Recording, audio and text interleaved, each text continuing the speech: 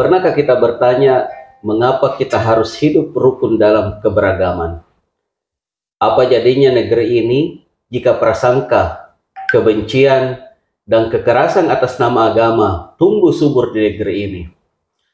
Inilah tantangan kita hari ini, radikalisme dan intoleransi. Ia tidak datang tiba-tiba, tetapi menyusup perlahan lewat pikiran, lewat media, bahkan lewat mimbar. Indonesia adalah negeri yang lahir dari keberagaman, agama, suku, budaya, keyakinan, semua hidup berdampingan. Tapi hari ini, narasi-narasi ekstrim semakin sering terdengar. Ada yang mengkafirkan sesama karena beda pandangan.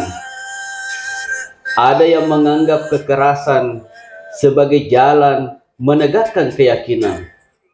Inilah mengapa moderasi beragama bukan lagi pilihan, tapi sebuah keharusan.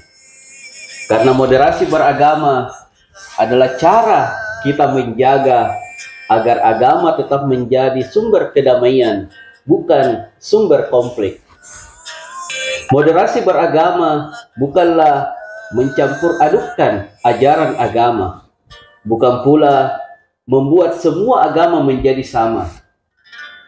Tapi moderasi beragama adalah cara berpikir, bersikap, dan berperilaku yang adil, seimbang, dan menghargai perbedaan. Ia tidak memihak ekstrem kiri ataupun ekstrem kanan. Ia menempatkan agama sebagai sumber inspirasi untuk membangun, bukan menghancurkan. Namun, mewujudkan moderasi beragama bukan perkara mudah. Di lapangan, kita menghadapi pemahaman agama yang sempit dan tekstual, media sosial yang jadi ruang subur hoax dan ujaran kebencian, kurangnya dialog lintas agama, dan kadang ketidakhadiran negara dalam isu-isu sensitif keagamaan. Dan satu yang paling genting, banyak anak muda yang menjadi target utama radikalisasi digital. Lalu, siapa yang harus bergerak? Jawabannya, kita semua. Sebagai tokoh agama, ajarkan kedamaian dari mimbar. Kuatkan umat agar tidak mudah disusupi paham kebencian. Sebagai tokoh pemuda, jadilah agen narasi positif di media sosial. Bangun komunitas lintas iman yang merayakan perbedaan.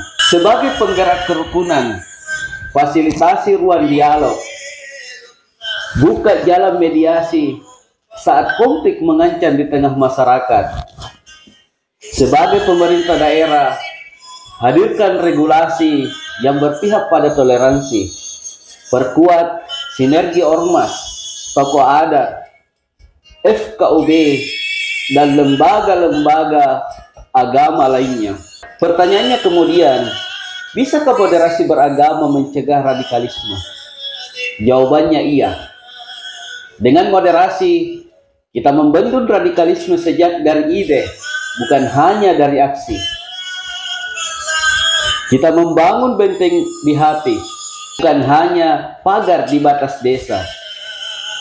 Moderasi mencegah intoleransi dengan membiasakan sikap saling menghargai sejak dini, di rumah, di sekolah, di rumah ibadah, dan di ruang publik.